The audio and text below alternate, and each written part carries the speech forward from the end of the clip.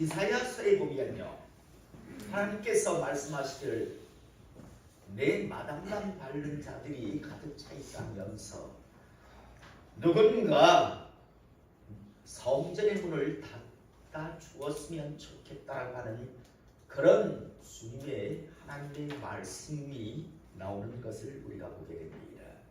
그래서 많은 이 시대 그리스도인들이요, 대표 기도를 하거나 아니면 개인 기도를 할 때 하나님 마당만 밟는 자가 되지 않게 달라라고 기도를 합니다. 그런데 여러분, 마당만 밟는 자가 어떤 자일까요? 성전 안에 있으면서, 이 시대로 말하면 교회 안에 있으면서 하나님을 만나지 못하는 자들입니다.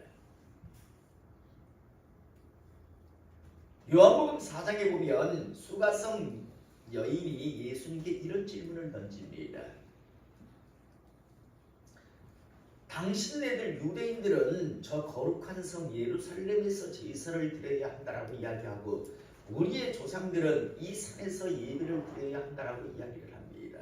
도대체 어디서 제사 드리는 것이 맞습니까? 라고 질문을 던질 때 앞으로는 제사 드리지 않고 이 산 저 산이 아니라 이제 예배 드리는 때가 올 것이다. 그래서 예수님이 이 땅에 오신 이후에 제사는 이제 예배로 완성이 됩니다. 미완성의 속죄 화목의 어떤 제물 제사를 통해서 하나님과의 관계를 맺었다면 완벽한 제물이 되시는 예수님께서 단번에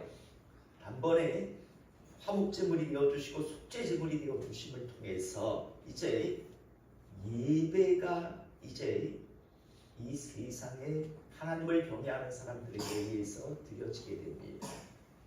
그런데 여러분, 예수님께서는 장차 예배를 드릴 텐데 예배는 예전 구약 한글 성경에는요 신령과 진정이라고 표현되어 있고 지금은 영과 진리라고 제대로 해석이 되어 있습니다. 제가 한 번씩 천년이나 아니면 어떤 헌신 예배를 드리러 갈 때 항상 대표기도하는 분들이 하는 기도 중에 하나가 뭐냐면 하나님 신령과 진정의 예배가 되게 해달라고. 그 기도 안 하는 사람을 본 적이 거의 없습니다. 신령과 진정의 예배가 되게 해달라고. 그리고 나서 오면 다 꾸벅꾸벅 졸아요. 그리고 나서 대개 오후 예배를 드리니까 신령과 진정의 예배가 되게 해달라고 한 이후에는 다 졸더라고요. 그리고 대표기도 하는 사람들에게 항상 물어보았습니다. 지금 금방 신령과 진정의 예배가 되기를 원한다라고 기도하셨는데 신령 뜻 뭐고 진정 뜻 뭡니까? 그런데 대부분이요. 아니 100% 신령과 진정의 뜻을 몰라요. 기도는 그렇게 하는데 그 뜻도 몰라요. 그래서 항상 신령과 진정의 뜻을 가르쳐 드렸는데 지금은 영과 진리라고 개역 개정 성경은 이미 제대로 된 해석을 해주고 있습니다. 여러분, 예배는 영과 진리로 드려집니다. 예전에는 신령과 진정이라고 했는데 신령은 영입니다. 여러분, 예배는요 한번 잊지 마시기만, 이 시대 많은 사람들이 예배가 뭔지를 모릅니다. 예배는 이 시간 성령님 임하셔야 합니다. 성령님 안 임하시면 이거 세상 개종하고 똑같습니다. 그리고 그 성령님이 임하셨을 때 여러분의 영이요, 여러분의 영이 그 성령님과 만남이 이루어져야 합니다. 만약 성령님이 여러분 속에 임하지 아니한다면, 여러분의 영이 성령님을 만나지 못한다면 여러분은 죄송하지만 마당만 밟는 자입니다. 아무 소용없는 자들입니다. 지금 여기 마당만 밟고 있는 겁니다. 그다음 진리라고 했는데 신령과 진정, 예전이 진정이란 말을 진심으로 다들 생각을 했어요. 진심으로 예배 드린다고 다들 그렇게 생각했어요. 그런데 진정은 진리입니다. 저는 오늘 이 시간 이곳에서 썬데이 서울 여성중앙에 있는 글을 가지고 여러분들을 울릴 수도 있고 웃길 수도 있습니다.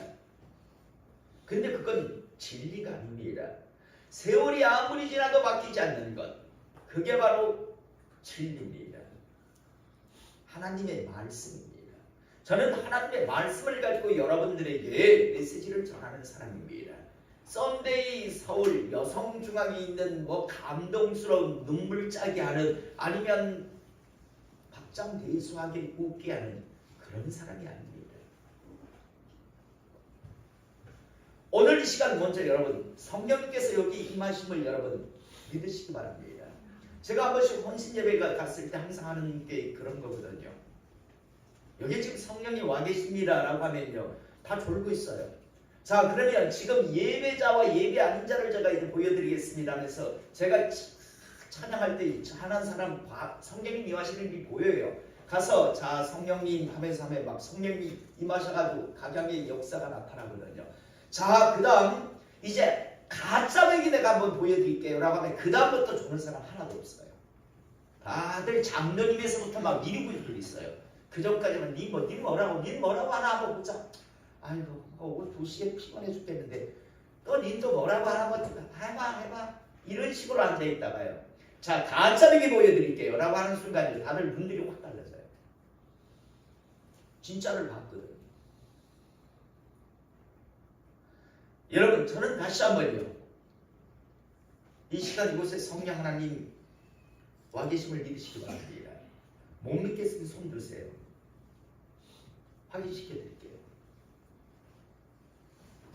저는 오늘 이 시간 제 영혼의 때를 걸고 진리의 말씀을 전할 겁니다.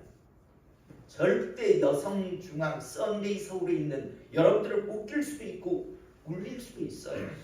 그게 무슨 의미가 있어요? 생명을 살리는 게 아닌데 저는 오늘 이 시간 여러분들에게 메시지를 전할 겁니다. 그 메시지가 여러분들을 살리는 역사의 길을 이 시간 주님의 이름으로 축복합니다. 절대 마당만 밟고 돌아가는 자 없기를. 여러분 삶은 콩요. 삶은 콩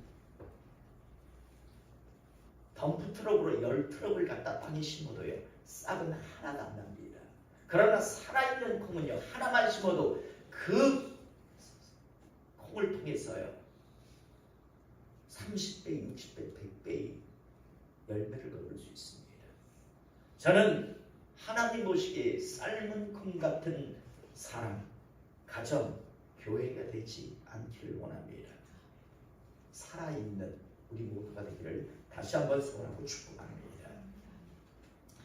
우리는 살면서요 사람이 어떤 생각, 어떤 사고를 하는가에 따라서 똑같은 것을 보고 경험을 해도요 완전히 다른 생각, 다른 판단을 하는 것을 잘 알고 있습니다. 지난주에 미국의 다음 대통령이 트럼프라고 하는 사람이 이제 당선이 되었습니다. 트럼프라고 하는 사람이 미국의 다음 대통령으로 당선이 되자 우리나라를 비롯해서 전 세계의 나라와 사람들이 평가들을 쏟아내기 시작했는데 그런데 이 평가들을 들어보면요 완전히 다른 평가들을 하고 있는 것을 우리는 보게 됩니다. 어떤 사람들은 이렇게 평가합니다. 참 다행이다. 이번에 참 멋진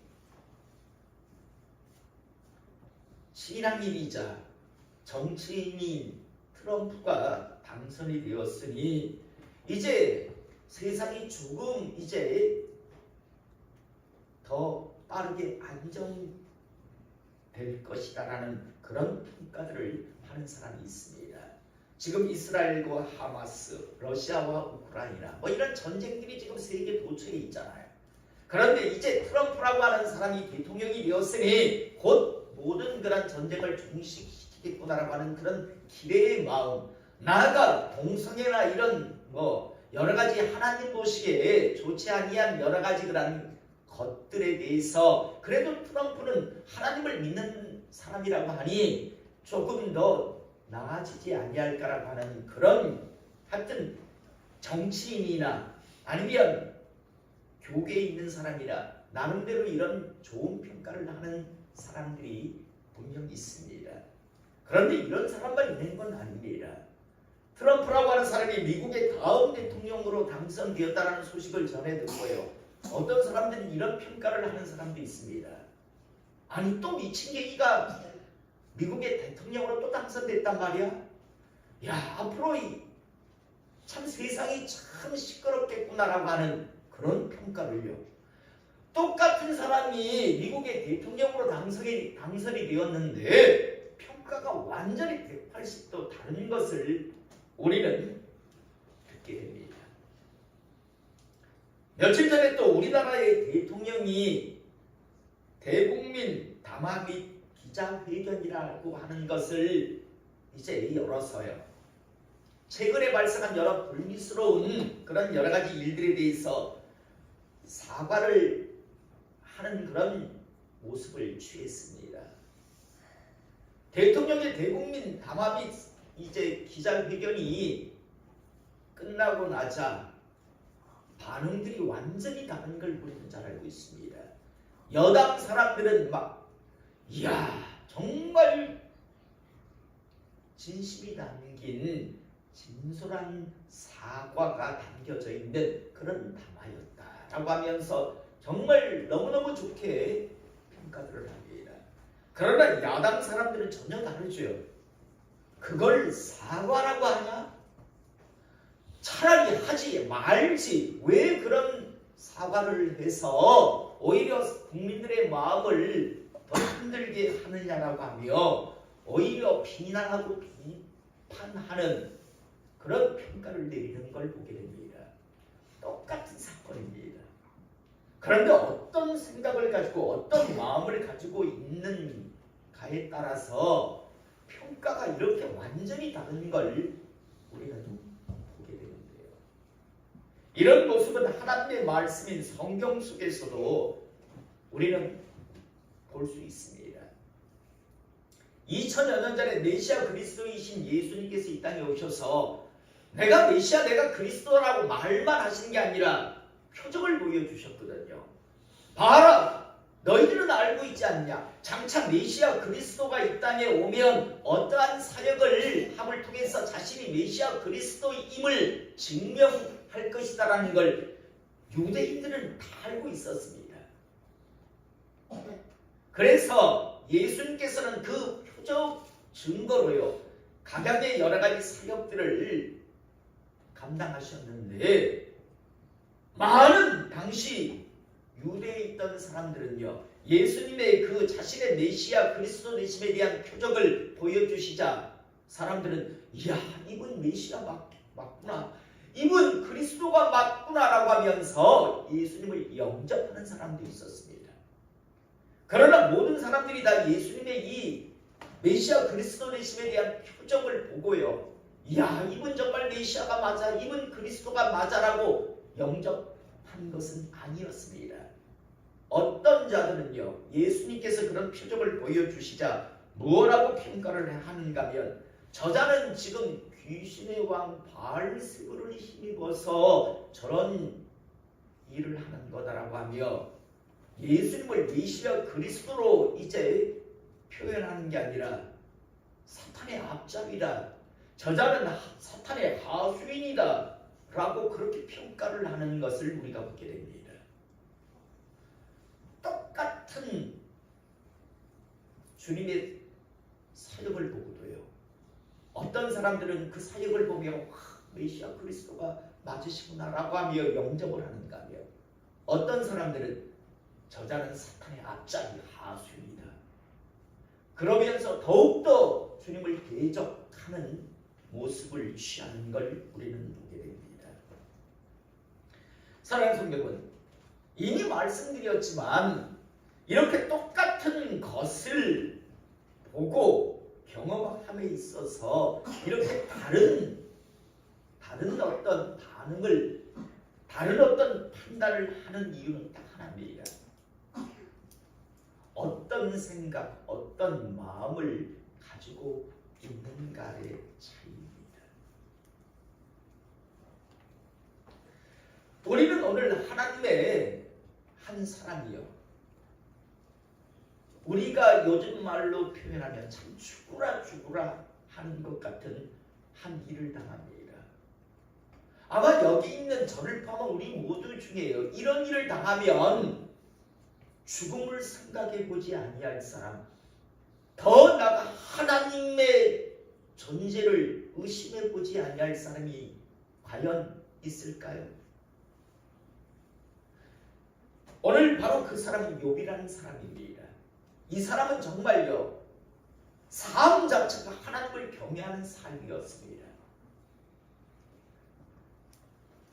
삶 자체가 하나님을 경외하는 삶이었으니 당연히 하나님으로부터 축복을 받는 건, 은혜를 누리는 건 당연하겠죠. 정말 화목하고 다복한 가정을 이루고 살았던 사람이 욥이라는 사람입니다. 여러분, 하나님은요, 항상 말씀드리지만, 야, 하나님이 정말 살아계시긴 살아계셔? 왜 우리 가정에게는 이런 축복을 안 줄까? 이런 의문을 갖는데 다시 한번 정답 가르쳐 드립니다. 하나님은요, 누구나에게 은혜와 축복을 주시는 분입니다. 그러나 아무나는 아닙니다. 나는 은혜 베풀 만한 자에게 은혜를 베풀고 나는 긍휼히 여길 만한 자를 긍휼히 여긴다라고 분명히 하나님 자신을 밝히십니다.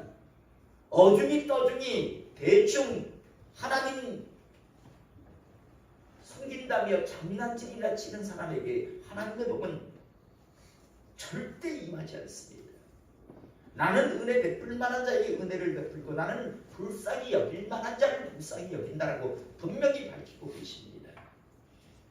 욥의 삶 자체가 우리가 오늘 불렀던 정말 하나님 말씀을 두려워하며 하나님 말씀에 생명을 걸고 운명을 거는 삶을 살았으니 하나님께서 복에 복을 더하실 건 당연하지요.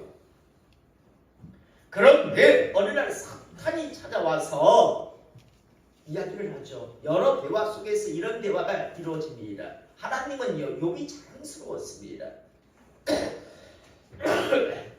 저는 우리 성도님들이 또 우리 성도님들의 가정이 우리 교회가 하나님 보시기에 자랑스러운 그런 사랑 가정 교회 되기를 이 시간 축복합니다. 하나님은 욥을 자랑스러워했어요. 그래서 사탄이 세상을 돌고 왔다니까 야, 욥 봤니? 라고 물어보십니다. 그러자 어이, 욥 봤지요? 라고 사탄이 이야기합니다. 참 멋지지 않던? 이라는 의미의 말을 하자 사탄이 말하죠. 아이, 욥이 하나님을 그렇게 잘 섬기는 건 하나님이 그 복을 주셔서 욥이 그렇게 잘 섬기는 거지. 아니, 하나님이 그렇게 복을 주시지 아니하면 아니, 욥이 하나님을 잘 섬기겠습니까? 다 하나님이 먼저 복을 주니까 욥이 그렇게 하나님을 섬기는 겁니다. 만약 하나님이 그가 가지고 누리고 있는 그것을 다 빼앗아 버리면, 거두어 버리면 욥이 하나님을 섬기겠습니까? 하나님을 원망이라고 하나님을 대적하는 자로 전락하지요 라고 사탄이 이야기하자 하나님께서는 욥을 이렇게 말씀합니다. 생명은 손대지 마라. 목숨에는 손대지 마라. 그의 소유는 네가 한번 마음대로 손대보라고 이야기합니다. 그러자 사탄이 기회다 싶어서요, 이 땅에 내려와서 욥이 그동안 누리는 모든 것들을요, 한순간에 정말 종이 와서 말하고 있는 사이에 또 와서 이런 일이 생겼습니다. 이런 일이 발생했습니다. 이런 일이 발생했습니다. 4번에 걸쳐서요. 심지어요. 참 갈등스러운 두 번째, 네 번째는요, 천재지변이거든요. 하나님이 간섭하셨다라고 의심할 수 있는 그런 일들이요, 일어난단 말입니다. 하늘에서 불이 내리고 바람이 불어서 기둥이 빠지는 바람에 자식들이 한꺼번에 10명의 자식이요, 한꺼번에 죽었다는 소식이 욥에게 전해집니다. 여러분, 정말요, 야, 어떻게 사람이 불행해도 이렇게 불행할 수 있을까? 불행이 찾아와도 어떻게 이런 식으로 찾아올 수 있을까? 시간을 두고 찾아오면 그래도 마음을 어떻게 좀 추스리기라도 하죠. 종이 와서 말하고 있는 사이에 도적놈들이 와서 스바 사람들이 와서 가축을 다 빼앗아 갔습니다. 라고 보고하고 있는 사이에 또 하늘에서 불이 내려 천둥 번개가 내려와서 양들과 종들을 다 죽였습니다. 또 그러는 사이에 또 와서 아말렉 갈대아 사람들이 와서 낙타를 다 빼앗아 갔습니다라고 이야기합니다. 그 와중에 또 이제 뭐 잃을 게 없다라는 생각을 하는 순간 당신의 자식 10명이 한순간에 다 죽었습니다라고 하는 소식이 욥에게 전달됩니다. 야, 어떻게 사탄은 참 잔인하구나라는 생각을 하고, 사탄의 유일한 목적은 하나님을 부인하게 하고 하나님을 대적하게 하는, 하나님을 향해서 불만의 소리를 하게 하는 게 목적이구나라는 것을 우리는 다시 한번 분명하게 보게 되는데요. 이런 일을 지금 겪은 욥이 20절에 보니까 어떤 반응을 보이는가? 욥이 일어나 겉옷을 찢고 머리털을 밀고 땅에 엎드려, 이게 가장 슬픈 표현을 갖다가 이제 모습으로 취하는 겁니다. 욥이 일어나 겉옷을 찢습니다. 머리털을 밀고 땅에 엎드려서 예배를 하나님 앞에 드립니다. 그러면서 이르되 내가 모태에서 알몸으로 나와 싸움즉 또한 알몸으로 그리로 돌아가올지라 라고 고백을 합니다. 오늘 말씀의 제목이 뭡니까? 욥의 인생관, 신앙관입니다. 한번 여러분에게 묻고 싶습니다. 이 땅에 오실 때 손에 뭐 들고 태어나신 분요? 나중에 가실 때 뭐 들고 가실 분요? 죄송하지만 항상 말씀드리는 수위에는요 없는 게 하나 있습니다. 죽은 사람이 입는 옷을 수위라고 합니다. 수위에게는 없는 게 하나 있습니다. 뭘까요? 주머니가 없습니다. 왠지 아십니까? 가져가지 못하기 때문에요. 올 때 빈손으로 왔고 갈 때도 빈손으로 갑니다. 그래서 많은 사람들이 이야기하죠. 인생을 나그네의 나그네의 여정이라고요. 욥은 그 어려운 상황 속에서 하나님 앞에 예배드리며 하나님 앞에 고백합니다. 하나님, 알몸으로 제가 이 땅에 왔습니다. 갈 때도 알몸으로 갈 것입니다. 라고 하며 하나님 앞에 고백을 하는 걸 우리가 보게 됩니다. 며칠 전에 일본에서 저희 이모님이 오셔서 드시고 싶은 게 뭐냐니까 회가 드시고 싶다 해서 횟집에 한번 식사 대접을 하기 위해서 모시고 간 적이 있습니다. 식사 도중에 제가 잠시 전화가 와서 나왔다가 밖에서 전화를 받고 들어가려고 하는 순간 앞에 수족관이 보였습니다. 횟집의 수족관이요.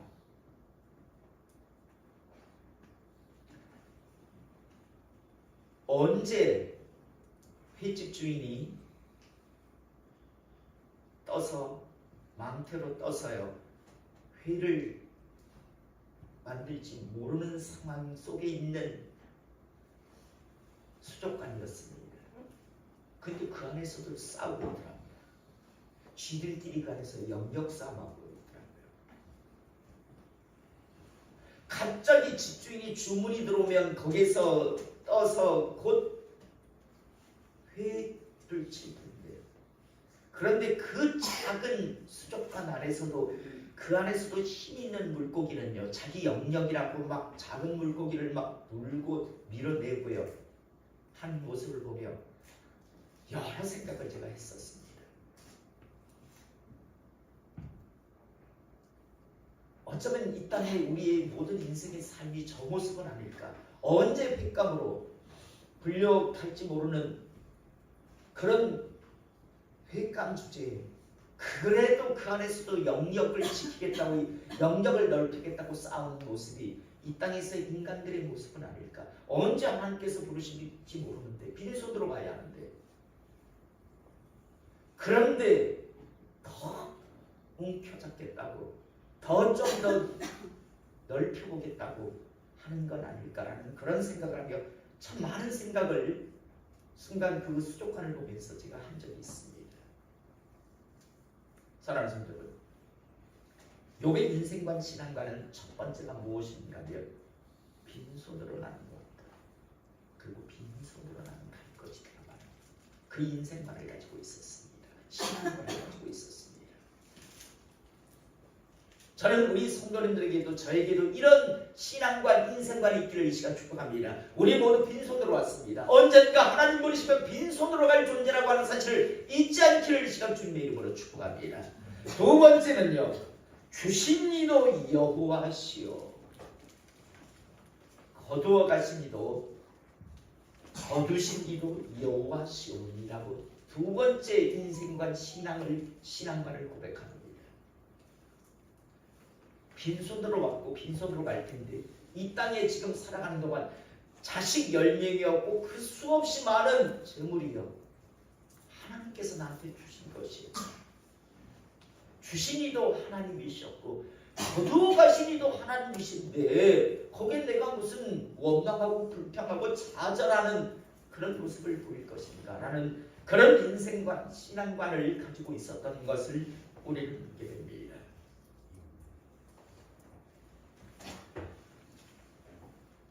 저희 손녀가 3명인데요. 한 번씩 싸워요. 쥐들끼리 그 어린 것들이 못 싸울 게 있다고 싸우나 싶은데 아주 치열해요. 싸우는 이유 중에 하나가 뭐냐면 소유권 문제예요. 직거래예요 서로. 근데 들어보면 다 나름대로 일리가 있어요. 나름대로.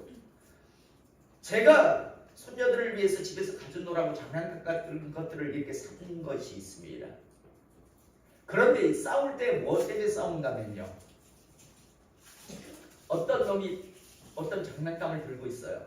그런데 와서 뺏으려고 그래요. 왜 뺏으려고 그런다면 30분 전에 지가 먼저 갖고 놀았대요. 그러니까 짓거래요.